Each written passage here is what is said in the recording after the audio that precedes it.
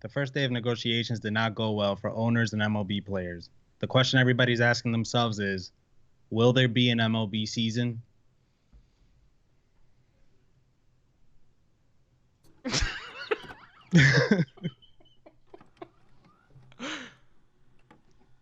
What's up, everybody? CT didn't notice what I was doing there, but he'll see it when the show gets released on YouTube. Okay. Hello, CT. I mean, What's Luis. up? Fuck, Yeah, man. thanks for addressing me by the name for which I was given I on think my I called. birthday. Sorry. It's okay, man. Let's not get off to a bad foot here, because as you mentioned, negotiations between the players union and the league did not go so well today. Yes. And that's pretty much what we're going to talk about today. Actually, I'm just going to tell you two quick headlines, get that shit out of the way, and we're going to spend the rest of the time talking about these negotiations, what they mean, and whether or not there's going to be an MLB season. But before we do that, I just want to ask everybody to just really quick, just hit that button to ting, and you'll never miss an episode.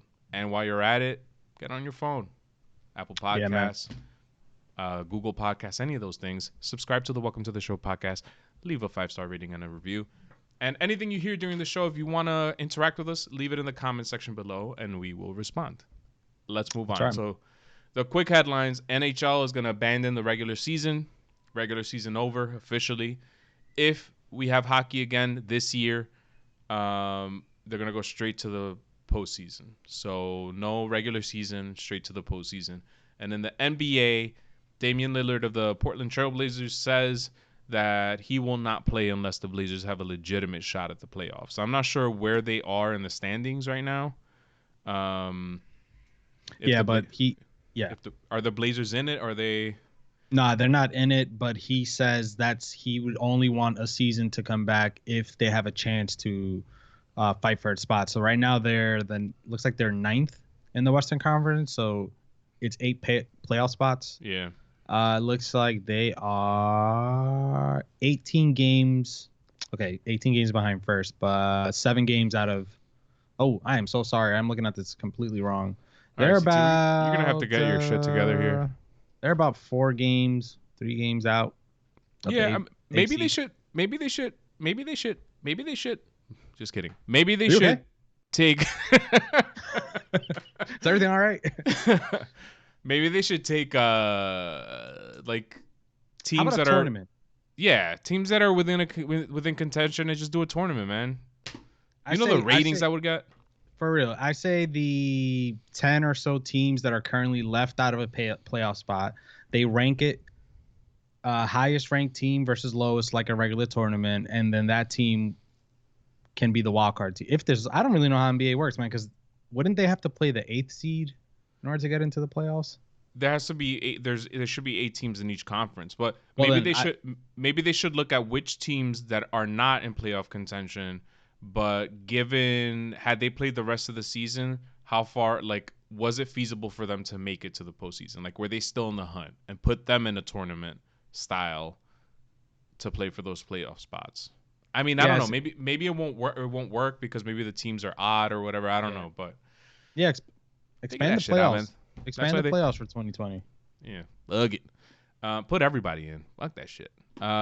Just let the Knicks play the Lakers or something. I know they're both in different conferences, but Knicks will get killed. But you never know. Anyway, said I was going to talk a lot about this. We're already 5 minutes in. Let's move on to MLB. So the thing that I heard today, the first thing I saw about the MLB negotiations was that they were considering scratching the prorated nonsense and doing a pay scale. So the top earning players would get the biggest pay cuts, and the lower paid players would probably get no pay cut at all. And I think this is conspiracy theory time, CT, your favorite. I think that this is the owner's way of trying to get the players against themselves. Divide the people you're fighting against. And yeah, what do you think? I think that because there's so many MLB players, and we're only going to look at this as, the majority of the lesser paid players there'll be more players getting more money than players not getting more money, that maybe they're trying to get divided. But I don't know, man. I think there's too many MLB players. I think everyone's making so many different ranges of salary that I don't think it's that easy. Like I don't think in the owner's mind they're thinking like this is the perfect plan to divide the players. But I, anything is possible, my I think friend. it's a negotiation strategy. It's divide try to divide them and try to get the most you can out of them. Like if you're not on the same page as the players union, I feel like you're going to side with the majority of the players. And the majority of the players aren't Mike Trout and Garrett Cole, and you know what I mean? They're going to get screwed at the end if they go with this. I At the same time, I think that this is just like I said on the last episode or last week, I think I said it. This is the beginning of the negotiations. There's still a lot of time to go. I think that this is a starting point. The reaction has been negative throughout, according to Evan Drellich, who reports with Ken Rosenthal on The Athletic. If you look over to the side on our screen, I have the tweets up. He said today that the MLBPA is very disappointed in MLB's economic proposal. They're calling for additional cuts proposed, quote, that there's going to be massive. League offered to share more playoff revenue. So it sounds like because of the expanded postseason, players don't get paid for the postseason. They're offering to pay them something for the postseason. But on balance, those dollars are small compared to what players give up. Someone else reported Jesse Rogers under MLB's proposal to players. A player making $35 million in 2020 would make about $7.8 million. A player making $10 million will get about $2.9 million, and a player making $1 million would be making $434,000. When you look at it that way, it's easy to say, woe is me. I'm going from making $1 million to $434,000. That's still a lot of money, but you have to put things in perspective. We're talking about player salaries here. We don't know what the billionaires are making. We don't know what their, books look like. What pay cuts are they taking? Like, don't just tell me what pay cuts you're taking. Show me what pay cuts you're taking, because I could see it on the player side, but I can't on the owner side yet. And the owners are expecting me to take it out on the players because look at how much money they make. How could I defend that? You know what I mean? But Yeah, give me a reason. Give me a reason to defend you, owners. Then, like, show me your books. Then, you know what I'm saying? yeah. And also, like, that's not even taking into account what they're taking home. I mean, uh, think about the players that live in New York, like the taxes for the state of New York, Right. or like other states with high taxes. And also, I think that we got to stop looking at this like, oh, they're still making $1 million. I mean, just put it into pretend it was your salary. It's still half of your salary. Like, yeah, it's millions, but you know what? They're playing at $1 million level. You know, Yeah. uh, so I think that we got to stop thinking, oh, they're still making $1 million or whatever, because it's more than half their salaries getting taken away. I think that like on an average scale, nobody in the right mind would agree to that. Just because they're making way more money doesn't mean it doesn't make it right, or like doesn't smooth things over. Mm-hmm. I still think they're looking at it as half my paycheck is gone if I agree to this. Right. And it's more than half though. Like it's, Yeah, for I'm not gonna do this math off the top of my head right now. This one is easy. For a player that's making $10 million to go to make 2.9, that's a 70% pay cut. That's over a 70% pay cut. yeah, Um, Imagine your boss tells you we're gonna go back to work and we're gonna cut your pay by 70%. No matter how much money you make, you're gonna be upset by that. yeah, So you know, it's just tough because you know that people are not going to side with the players because they're seeing these massive numbers, these unimaginable numbers. Most of us, 99% of us, will never see this type of money. We will, CT. At some point, you and I will, but yes, I agree. most people won't.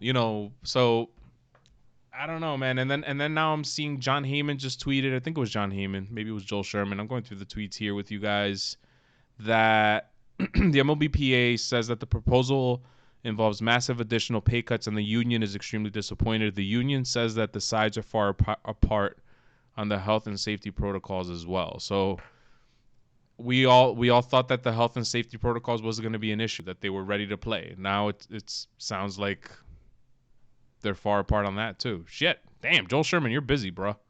So here you go. See, what's this? Jeff Passan's seen another way. 82 game prorated salaries versus MLB's proposal. Full prorated would be 285 versus the proposal would be 265. I'm not really sure what this means. Full prorated 17.7 million. They're saying the proposal. They're saying that if they went ahead with the 82 game prorated salaries, which they said they wouldn't do, versus this new proposal today where the range, like it's a slider. I see what you're saying. The pay scale thing where okay.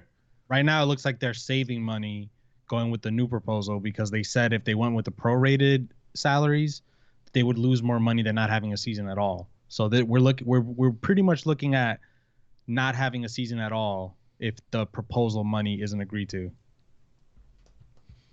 Okay. That makes sense? So a player making 17.7 million full prorated under the proposal would make 7.84 million. So that player would be taking, that's over 50%. That's about, let's call it a 60-ish% pay cut. Whereas a player making 285 would see about a $20,000 pay cut, about a 10% pay cut. I don't know, man. Looking at it this way, looking at the numbers, which I didn't put it on your screen, guys. Sorry. Looking at numerically this way, like a player making 17.7 to go from that to making 7.84. I'm gonna sound like a complete hypocrite. Shouldn't make that big of a difference. But I'm not a player. I'm not a 10. I know that's a big drop. $10 million, man. I know. Like percentages, whatever. I mean, look at us how we like what we would do with $1 million. This guy, whoever this is losing $10 million. No, you're right. I can't renege on what I said earlier. No, you're right. You're absolutely right.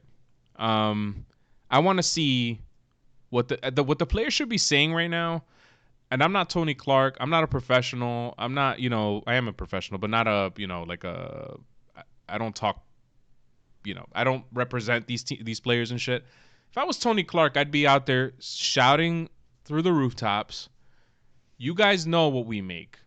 Our money's out there. You can see how much Garrett Cole's going to make this year. Can we see what Hal Steinbrenner's making, please? So that we can actually make an educated decision here. If we see that he's actually going to be losing 70% of his money, then fine, you could take 70% of Garrett Cole's pay. But if you're telling me that someone like George Steinbrenner or Hal Steinbrenner is only losing 10% and you want to take 70 from Garrett, that's not fair. Like, open up your books. That's the problem here, is that we're the players are fighting with one hand tied behind their back, whereas the owners have all the chips on the table. They hold all the cards. You know what I mean? Like, and that's just not a fair fight. And the problem is that this is so much money that people aren't going to see past that. This is going to be that wall, that Trojan horse that the fucking owners can hide behind. Yeah, but I also want to point out real quick that the owners agreed that if they went ahead with this prorated 82 game salary that we're looking here on the left, that they would actually lose money versus not having a season at all. So I think, because in my brain, the way that these billionaires think is that they're gonna count making like $10 as like a W. So something tells me that the owners wouldn't be aiming for this right side proposal if it really meant that they weren't going to be taking a hit in their pockets. And I do think the owners are taking a big hit because, again, if there was a way for them to come out of this and make money, the deal would be done as long as they're making a profit. They don't lose anything by making a profit. Yeah, but at the same time, they made their bread and their bones by scrapping together as much money as they possibly can. So they're not going to just lie down and take whatever deal the players want. They're going to try to get as much as they want out of it. No, but that's what I'm saying. Yeah. That prorated salary is what they're saying. If those numbers are correct, that prorated salary is what they're saying, that if they had to agree to that, which is already a pay cut, that they would lose money then instead of versus not having a season at all. So they're losing money at that prorated salary. Yeah. So what I'm saying is, if they were to show us our books, I don't think you would see that. They're still probably making a profit, But if there's even a chance to make a profit this season, I think the deal would be done. I think what this is telling me is that if they go along with this sliders deal, they're not making the profits like anywhere near of what it would look like. It would look good to us, since we're over here like splitting hairs between like 10 million versus like Yeah. No, 3 million. I think that until we see what the billionaires are making, they're never going to be able to argue in good faith. There's always going to be animosity, and maybe we don't need to know how much these players make. You know what I mean? Like, why is it that we get to know how much a player makes? Why has that become such a part of the game? You know what I'm saying? Like, we don't go around. You don't go around your corporate office saying, "Hey guys, I'm Luis. I made $10 million last year. How much did you make?" You know what I mean? Like, Yeah, I know it's like the most personal thing. Yeah, I agree. it's become a part of the game, and I'd be interested to find out, to learn, when did this start? When did we start learning how much players make? I'm gonna take a shot and say we've known since the Babe Ruth days, but that it became like a popular thing with Reggie Jackson. Reggie Jackson seems to stick out to me too. Yeah, I don't know what it is. I'm feeling Reggie.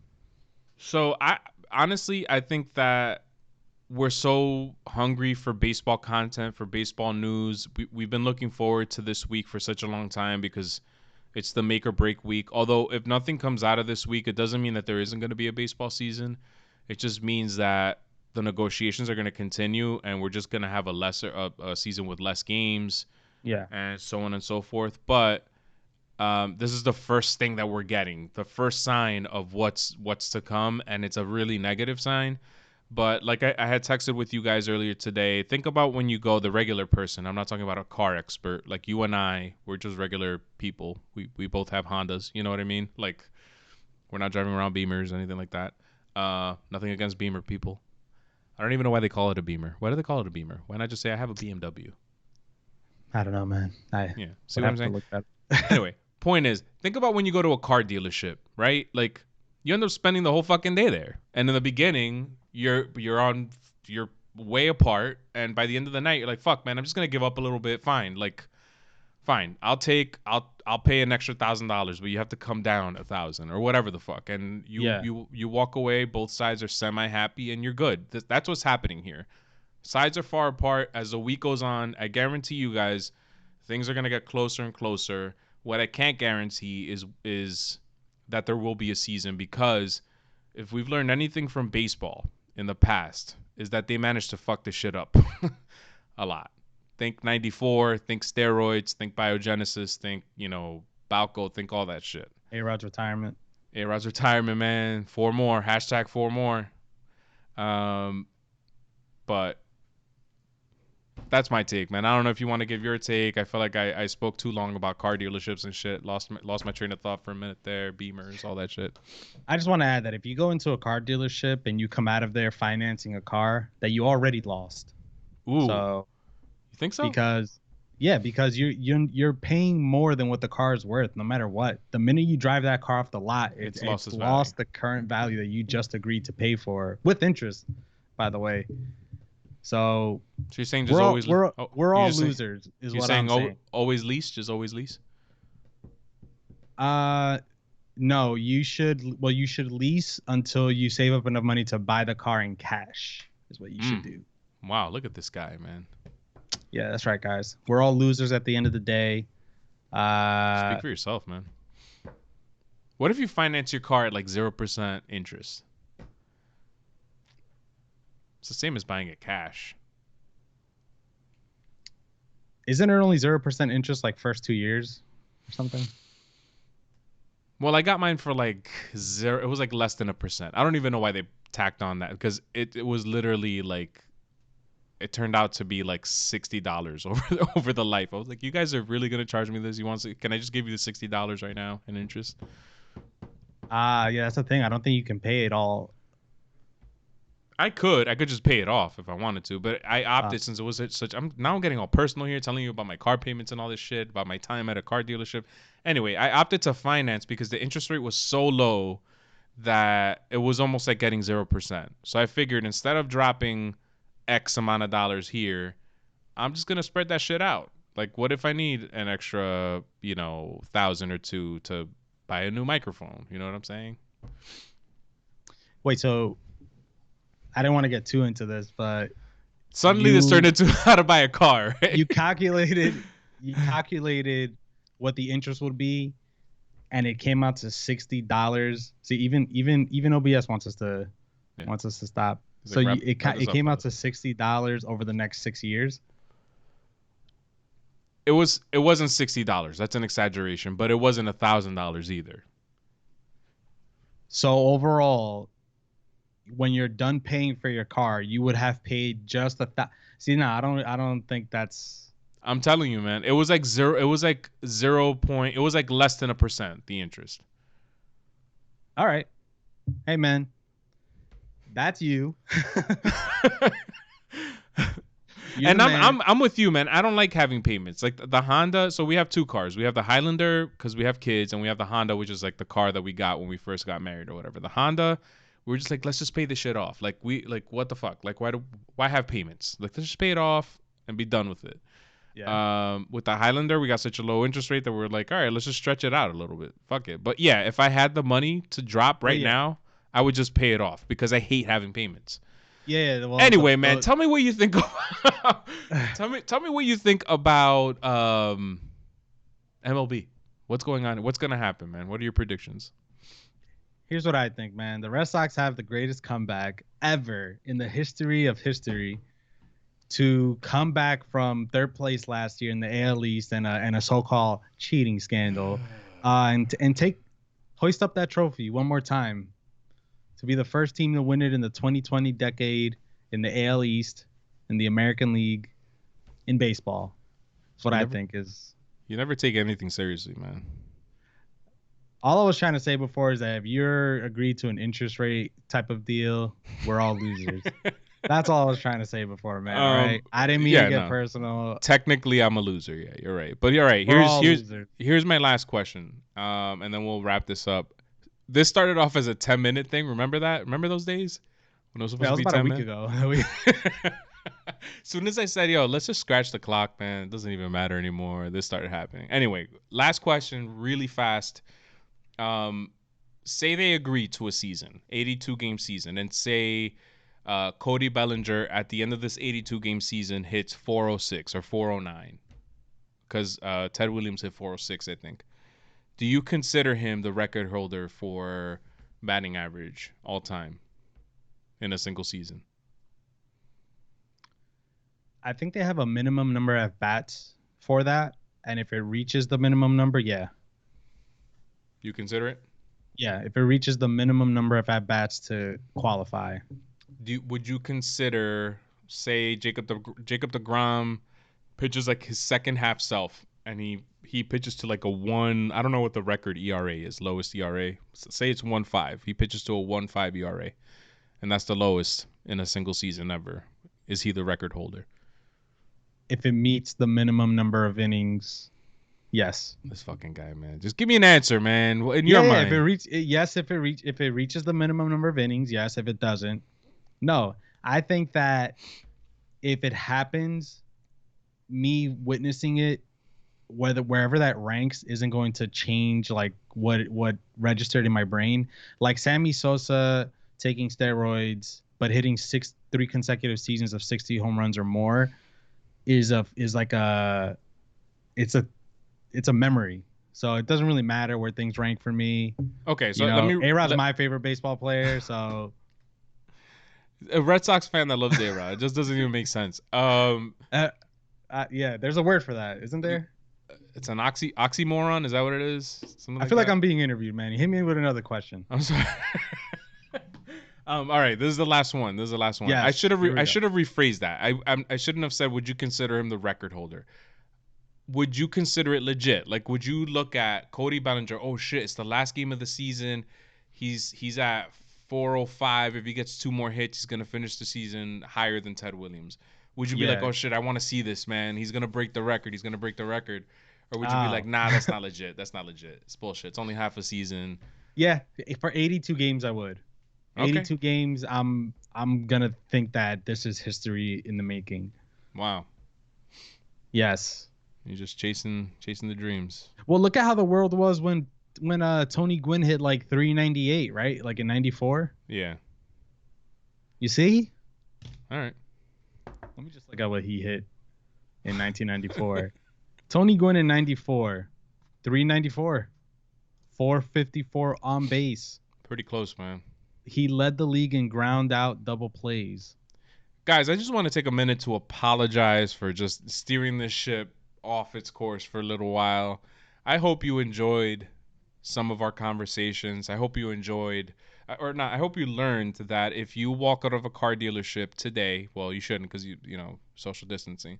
In the future, you walk out with interest on your fucking loan, you lost. You're a fucking loser. Okay, You lost. Should have saved that money. So just know that. Don't be like us. Don't be like us. And that's it, man. Make sure you follow us, hit that like button, subscribe, all that jazz. Yeah, man. CT, Yes. bye. Goodbye, Manny.